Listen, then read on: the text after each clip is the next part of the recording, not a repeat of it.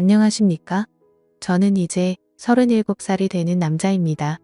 아내의 새어머니, 그러니까 저에겐 장모님이지요. 제가 잘못된 선택을 한 것을 알고 있습니다. 저만 믿고 사는 아내한테는 정말 몹쓸 짓을 한 것 같은 기분이 드네요. 제가 어렸을 적 온 가족이 캐나다로 이민을 가게 되었습니다. 집안 사정 때문에 가게 된 것이니 자랑할 만한 일은 아니겠네요. 아무튼 교민이 많이 없는 곳이다 보니 지역까지 상세히 이야기하면 제가 누구인지 알만한 분들도 있을 것 같아서 혹시 몰라 지역은 비밀로 하겠습니다.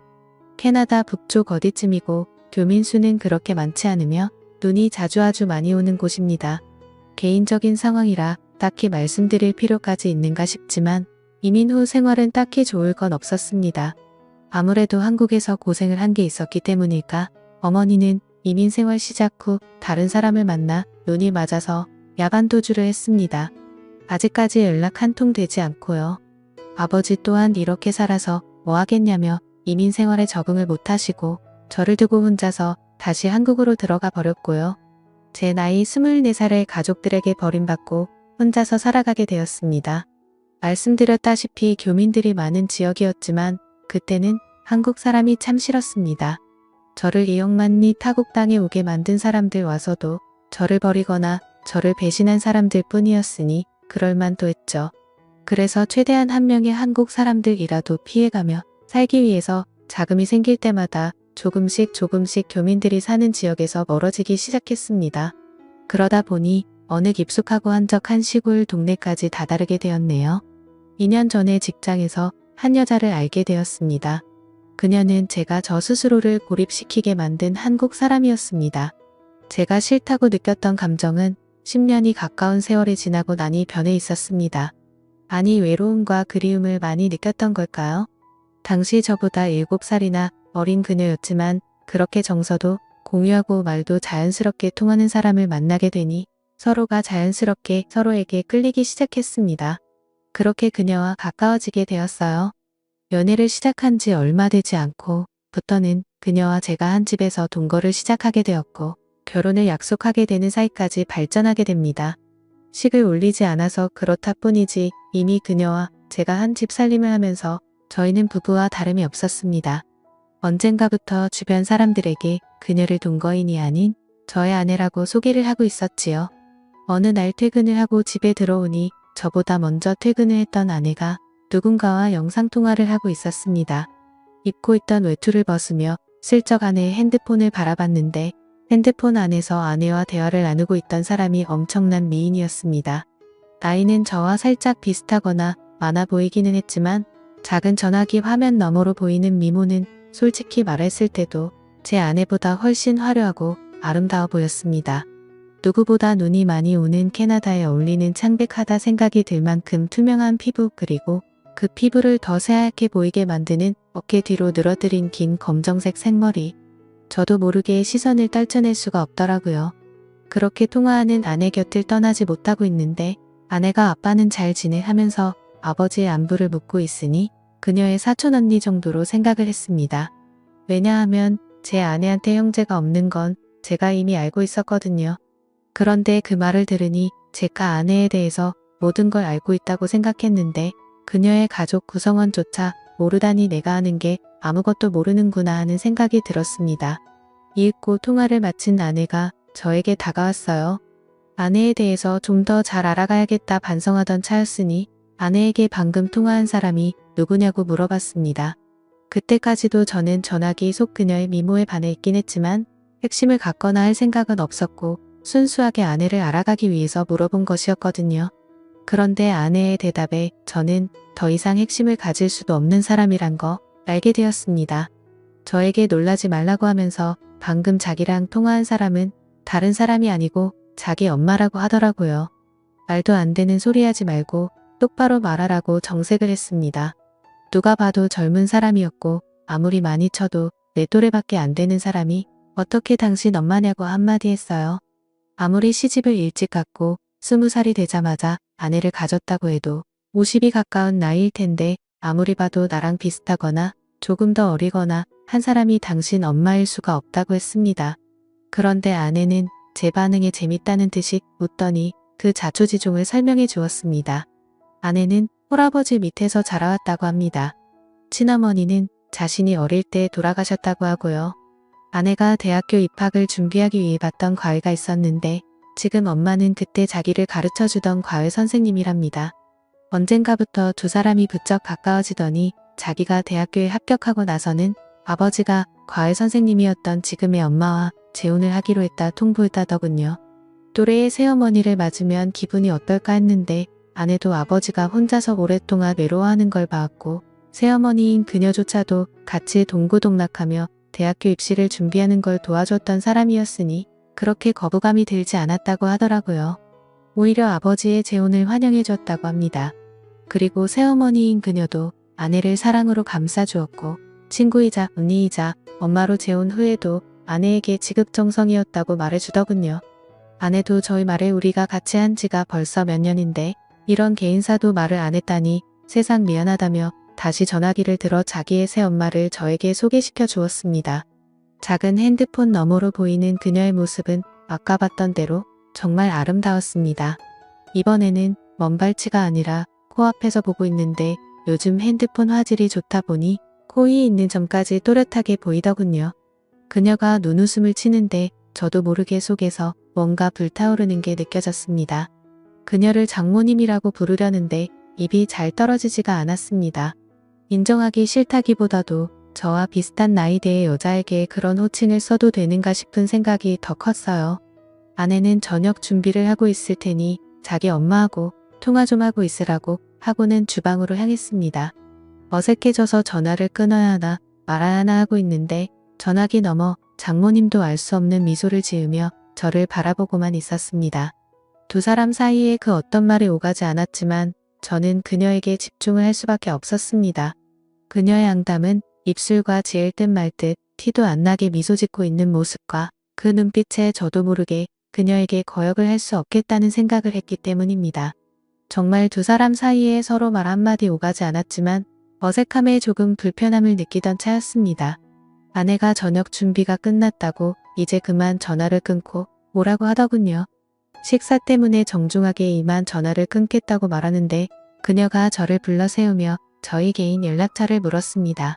조금 의아했는데 아내가 가끔씩 전화를 안 받을 때가 있어서 걱정이 되고는 하니 비상 연락망 정도의 느낌으로 물어보는 거라 해서 설명하더라고요. 그런데 그날 이후로 부쩍 장모님으로부터 오는 연락이 매일 같이 오기 시작하더군요. 사소한 이야기를 하려고 전화를 했다고 싶을 정도로 사소한 이야기를 하실 때도 있었습니다.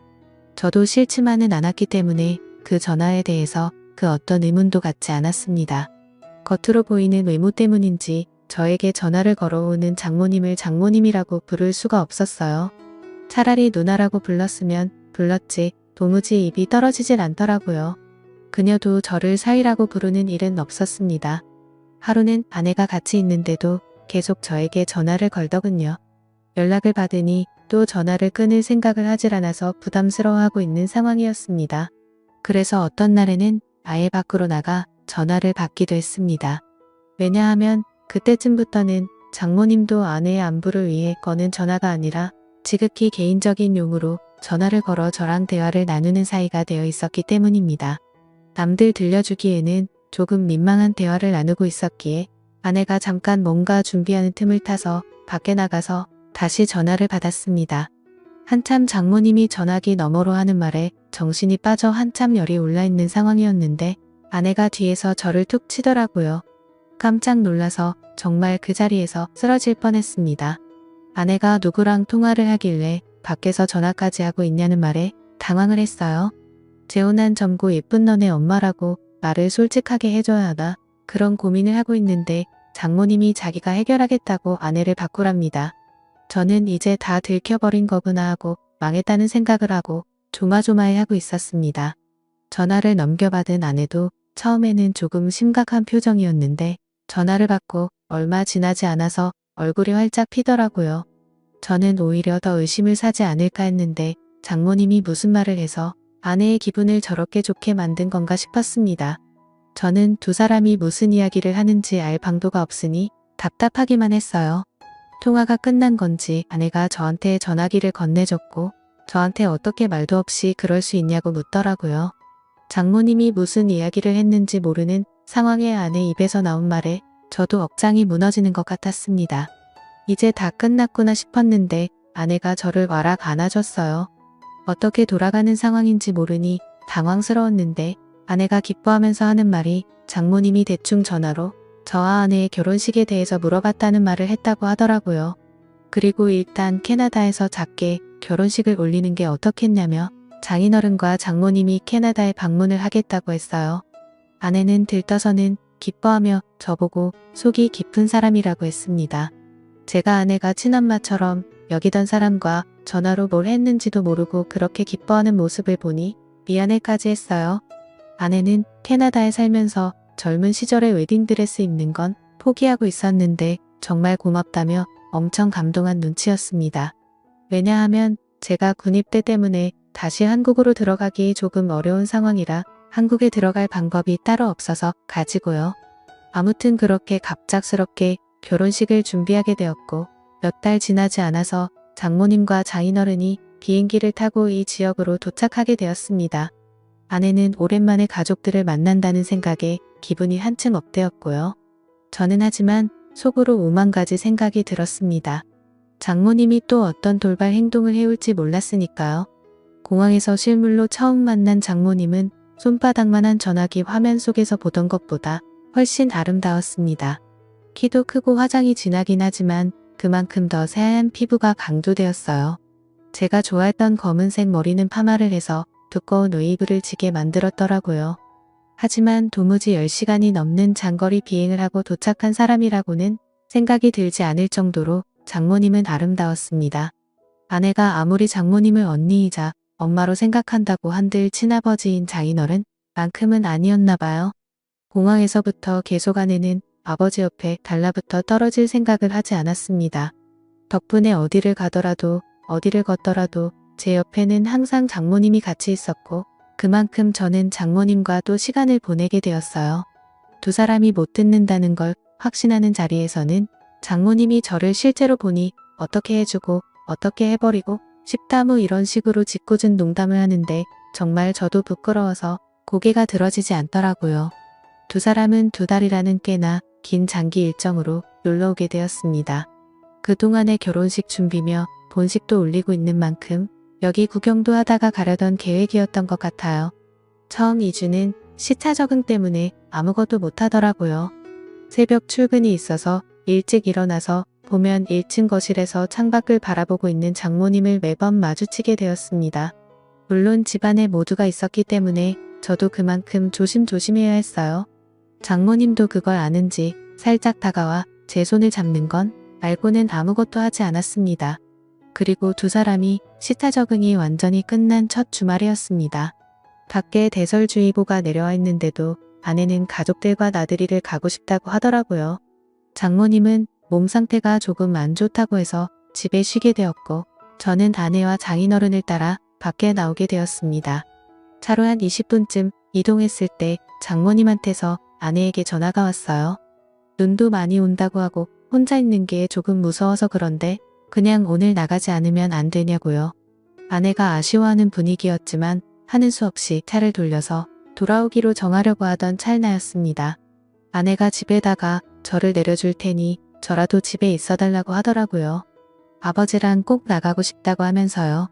그때 저는 속으로 그날 무슨 일이 나도 나겠다는 예감을 하게 되었지만 딱히 그러지 않겠다는 말도 하지 않았습니다.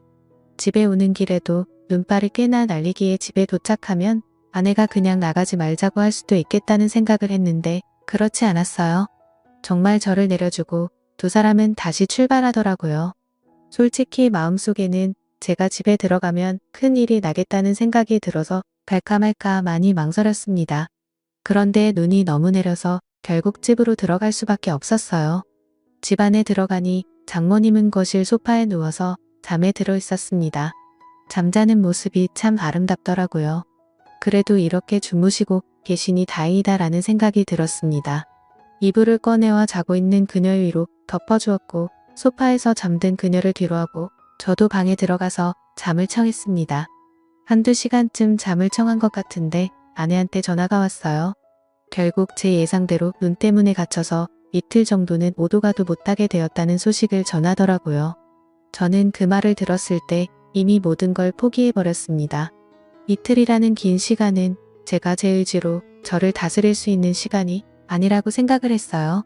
그 길로 저는 거실로 나가 잠든 장모님을 깨웠습니다. 사정을 설명하고 그래서 우리는 이틀 동안 단둘이 이 집에서 지내게 되었다고요. 잠에서 덜 깬 장모님은 저를 보고 슬쩍 웃더라고요. 이제서야 방해꾼이 없어졌다는 말을 하고서는 말이죠.